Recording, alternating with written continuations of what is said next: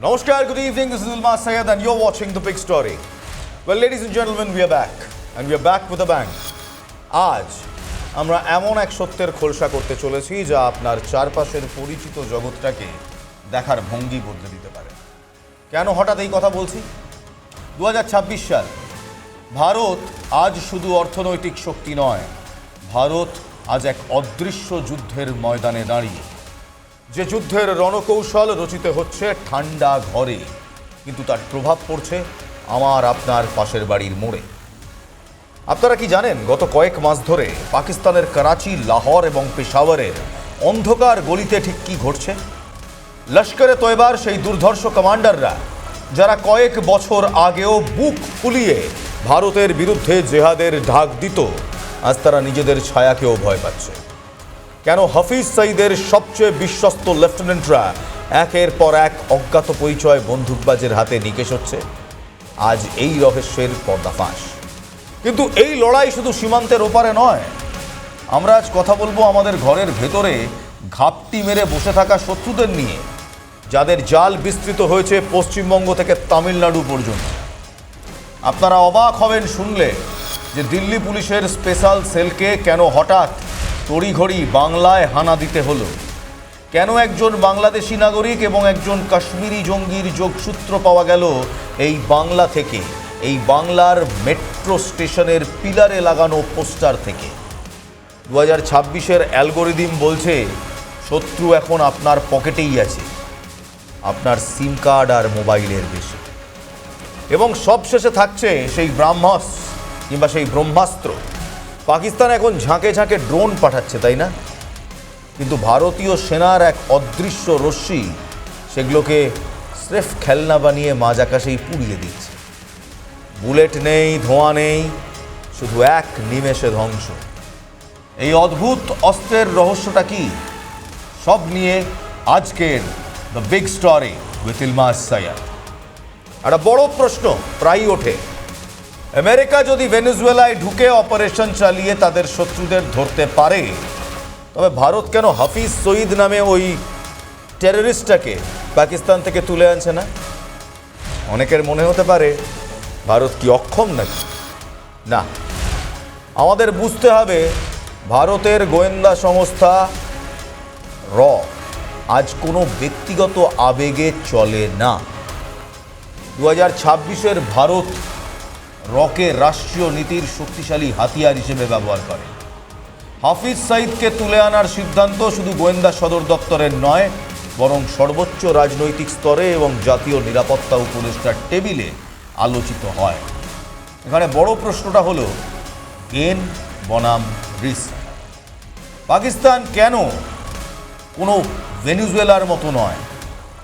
পাকিস্তান একটি পারমাণবিক শক্তিধর দেশ, যাকে আমেরিকা একটি নিউক্লিয়ার প্রোটেকশন বা নিউক্লিয়ার অ্যাম্ব্রেলা দিয়ে আগলে রাখে।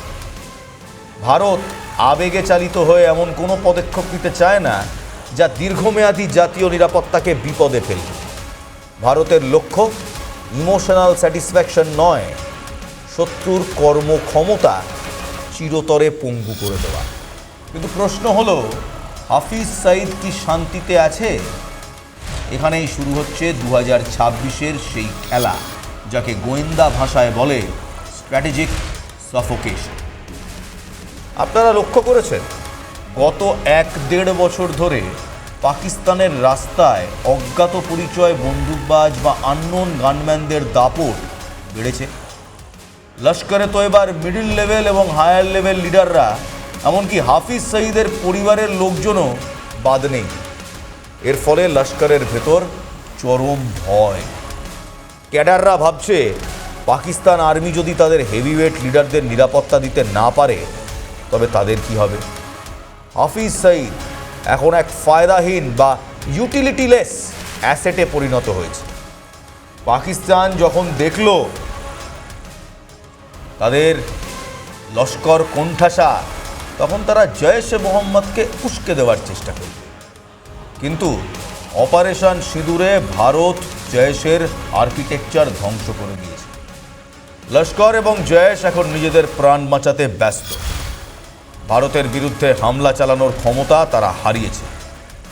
এবার আসি আজকের তদন্তের সবচেয়ে চাঞ্চল্যকর অধ্যায়। গত 7ই ফেব্রুয়ারি দিল্লি মেট্রো স্টেশনের পিলারে ভারত বিরোধী এবং জঙ্গিদের সমর্থনকারী কিছু পোস্টার দেখা যায়। সিআইএসএফ এবং দিল্লি পুলিশ দ্রুত তদন্তে নামে এবং সেই তদন্তের পথ কলকাতা এবং তামিলনাড়ু হয়ে গিয়েছে। দিল্লি পুলিশের স্পেশাল সেল কলকাতায় হানা দিয়ে উমার ফারুক এবং রবিউল ইসলাম নামে দুজনকে গ্রেপ্তার করেছে। রবিউল একজন বাংলাদেশি নাগরিক, কিন্তু এর আসল মাথাটা কে? আসল মাথার নাম শব্বির আহমেদ লোন, কাশ্মীরের গন্ডেরওয়ালের বাসিন্দা। 2007 সালে AK-47 সমেত গ্রেপ্তার হয়েছিল। জেল থেকে বেরিয়ে বাংলাদেশে পালিয়ে যায় এবং লস্কর নেতৃত্বের সাথে হাত মিলিয়ে বাংলার মাটিকে সেফ প্যাসেজ হিসেবে ব্যবহার করা শুরু করে।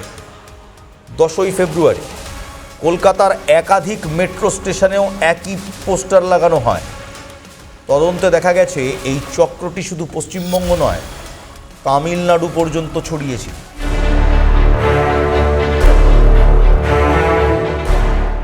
Welcome to the big story war room. এটা আমার ওয়ার রুম।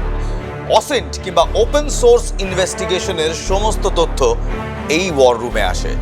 আগামী 3 থেকে 3.5 মিনিটে আপনাদের দেখাবো কোন কোন পাকিস্তানি লস্করে তয়বা টেররিস্টকে হঠাৎ করে কর্পূরের মতো উবিয়ে দেওয়া হয়েছে। অর্থাৎ এই যে অজ্ঞাত পরিচয় গানম্যানদের কথা বলছিলাম, এই অজ্ঞাত পরিচয় গানম্যানরা কোন কোন পাকিস্তানি টেররিস্টদের মুহূর্তের মধ্যে সাফ করে পড়েছে এক এক করে দেখাবো। আসুন, প্রথম আকরাম খান। এই হলো আকরাম খান। এই আকরাম খানের মতো টেররিস্টরা, এই সব টেররিস্টরা ভারত বিরোধী স্লোগান দিত। এই টেররিস্টরা ভারত বিরোধী একাধিক ষড়যন্ত্রের সঙ্গে যুক্ত ছিল। এবং কি হয়েছে জানেন এই আকরাম খানের? এই আকরাম খানকে হঠাৎই একদিন প্রকাশ্য দিবালোকে তার বাড়ির সামনে কিছু অজ্ঞাত পরিচয় গানম্যানরা এসে গান ডাউন করেছে, অর্থাৎ পয়েন্ট ব্ল্যাঙ্ক রেঞ্জে মেরে উড়িয়ে চলে গেছে। দ্বিতীয় টেররিস্ট আলতাফ লালি, লস্করে তয়বার এই সুপুরুষ আলতাফ লালি। এই আলতাফ লালি সেই আলতাফ লালি যে মাসুদ আজহার এবং তার সঙ্গে রফ লালার খুব ক্লোজ লিঙ্কম্যান ছিল। লস্করের ব্রেন বলা হতো আলতাফ লালিকে। আলতাফ লালি লস্করের টাকা পয়সা, তাদের বাইরে থেকে যে সিন্ডিকেট মানি আসে সেই সিন্ডিকেট মানি হ্যান্ডেল করতো। এই আলতাফ লালিও কিন্তু একাধিক ভারত বিরোধী কাজকর্মের সঙ্গে যোগাযোগ রাখত। এই আলতাফ লালির কি হলো জানেন? হঠাৎ করে একদিন এক বিয়ে বাড়ির বাইরে শুধু দাঁড়িয়েছিলেন, বাইকে চেপে দুজন এলো গানম্যান, পয়েন্ট ব্ল্যাঙ্ক রেঞ্জে শেষ, খেল খতম। এবার প্রশ্ন উঠছে, এই আলতাফ লালি বলুন, আকরাম খান বলুন, এই আলতাফ লালি আকরাম খানের মতো টেররিস্টদের কারা হাওয়া করছে, কারা সাফ করছে? উত্তরটা খুবই সহজ, কিন্তু আমরা বলবো না, বুঝতে হবে। শুধু আকরাম লালি, আলতাফ খান এদের কথাই মাথা দিলে কিংবা এদের কথাতেই ফোকাস করলে হয় না। আজকের সবচেয়ে বড় খবর, লস্করে তয়বার যে মডিউলটাকে দিল্লি পুলিশ ক্র্যাক করেছে, সেখানে বাংলা থেকে, একটু আগেই আপনাদের বলেছি দুজন টেররিস্টের কথা, বাংলা থেকে যে দুজন টেররিস্টকে ধরা হয়েছে এবং তামিলনাড়ু থেকে যে 6 জন টেররিস্টকে ধরা হয়েছে, তাদের সঙ্গে একবার পরিচয় করাই আপনাদের। বিগ স্টোরি ওয়ার রুমে আমরা আপনাদের সেই সব এভিডেন্স, সেই সব তথ্য দেখাই যে তথ্য নিয়ে এই গোটা পর্বটাকে আমরা কনস্ট্রাক্ট করি। ভাবতে পারেন এই ওয়ার রুম একটা স্নিপেট, একটা শর্টকাট, সব খবরের 3.5 মিনিটের শর্ট বিশ্লেষণ। তাই এভিডেন্স, কারণ এভিডেন্স কথা বলে। প্রথম, মোহাম্মদ জাশিদুল। এই হলো মোহাম্মদ জাশিদুল। এই মোহাম্মদ জাশিদুল আদতে কোথাকার কেউ জানে না। তামিলনাড়ু থেকে একে গ্র্যাব করা হয়েছে এবং শোনা যাচ্ছে বাংলাদেশের এবং লস্করে তয়বার সঙ্গে এর ডাইরেক্ট কানেকশন ছিল। দ্বিতীয়, Mohammad Liton. This, ladies and gentleman, is Mohammad Liton. এই মোহাম্মদ লিটন এও কিন্তু সোশ্যাল মিডিয়াতে র্যাডিক্যালাইজড হয়ে এদের সঙ্গে যোগ দেয়। তৃতীয়, মোহাম্মদ মিজানুর রহমান। মোহাম্মদ মিজানুর রহমান কিন্তু দুজন আছেন। ইনি প্রথম মোহাম্মদ মিজানুর রহমান যার কাছ থেকে একাধিক প্যামফলেট পাওয়া গিয়েছে, যার কাছ থেকে ভারত বিরোধী একাধিক বইপত্র পাওয়া গিয়েছে, শুধু তাই নয়, যার কন্ট্যাক্টস বলা হচ্ছে সরাসরি পাকিস্তানের আইএসআই এর সঙ্গে ছিল। নাম্বার 4, মোহাম্মদ উজ্জ্বল। এই সেই লোক মোহাম্মদ উজ্জ্বল। এই মোহাম্মদ উজ্জ্বল নাকি একাধিক জায়গা থেকে র্যাডিক্যালাইজেশন, মোবিলাইজেশন, এই সমস্ত কিছুর নেপথ্যে ছিল। অর্থাৎ কিভাবে কোন মডিউল কোথায় কাজ করবে, হোয়াইট কলার টেরোরিজম কিভাবে হবে, কি করবে, এই সমস্ত কিছু এই মোহাম্মদ উজ্জ্বল সামলাতো। আবার সবচেয়ে বড় কি পয়েন্ট এবার, রবিউল ইসলাম। এই রবিউল ইসলাম, এই রবিউল ইসলাম কিন্তু এখানকার লোক নয়, বাংলাদেশি। এই রবিউল ইসলাম ডাইরেক্টলি লস্করে তয়বার সঙ্গে লিঙ্ক রাখতো, আইএসআই এর সঙ্গে লিঙ্ক রাখতো, এবং এই রবিউল ইসলাম নাকি কলকাতাতেও একটি বাড়ি ভাড়া করে থাকতেন। তারও কিন্তু খোঁজ এই মুহূর্তে গোয়েন্দারা চালাচ্ছে। একেও কিন্তু আজকে দিল্লি পুলিশ গ্রেপ্তার করেছে। এরপর শরীফুল্লাহ, এই হলো শরীফুল্লাহ। শরীফুল্লাহ এই মডেলের কিংবা এই মডিউলের একটা অত্যন্ত কি কিংপিন। শরীফুল্লাহ কিন্তু অপারেশনাল প্রচুর ডিটেলস জানতো। উমর ফারুক বাঙালি, উমর ফারুককে বাংলা থেকে গ্রেফতার করা হয়েছে। উমর ফারুক, এই উমর ফারুক টাকা পয়সা দেখতো, লজিস্টিক্স সামলাতো। এই উমর ফারুক লস্করে তয়বার সঙ্গে লিঙ্ক করতো, আইএসআই এর সঙ্গে লিঙ্ক করতো। এই উমর ফারুকও কিন্তু এই মুহূর্তে দিল্লির জালে। এবং লাস্ট উমর হক, এই হলো উমর হক। এই উমর হককেও কিন্তু দিল্লি পুলিশের স্পেশাল সেল গ্রেফতার করেছে। বিভিন্ন জায়গায় মানুষকে র্যাডিক্যালাইজ করা কিংবা মুসলমান সম্প্রদায়ের কিশোর কিশোরীদের র্যাডিক্যালাইজ করার জন্য সোশ্যাল মিডিয়াতে প্রচার করত। চিনে নিন, ভালো করে চিনে নিন এই সমস্ত মুখগুলোকে। এরাই হচ্ছে ঘরের সেই সব শত্রু যারা ঘরের খায় আর পাকিস্তানের মোষ তাড়ায়। ওয়ার রুমে আপাতত এই পর্যন্ত। ফিরে যাব আমাদের বিগ স্টোরি নিউজ স্টুডিওতে। 2026 সালের শুরু থেকে জম্মু কাশ্মীরের সীমান্তে পাকিস্তানি ড্রোনের আনাগোনা অস্বাভাবিকভাবে বেড়ে গেছে। রাজৌরি, পুঞ্চ আর সাম্বাতে ঝাঁকে ঝাঁকে ড্রোন ঢুকছে। কিন্তু অদ্ভুত ব্যাপার, এই ড্রোনগুলোর বেশিরভাগই এমটি বা খালি। কেন পাকিস্তান খালি ড্রোন পাঠাচ্ছে? একে বলা হয় স্ট্র্যাটেজিক প্রবিং। পাকিস্তান চাইছে ভারতের র্যাডার সিস্টেমকে পরীক্ষা করতে, আমাদের রেসপন্স টাইমকে চেক করতে এবং সেনার ভেতর এক ধরনের ডিসিশন ফ্যাটিগ বা সিদ্ধান্তের সমস্যা তৈরি করতে।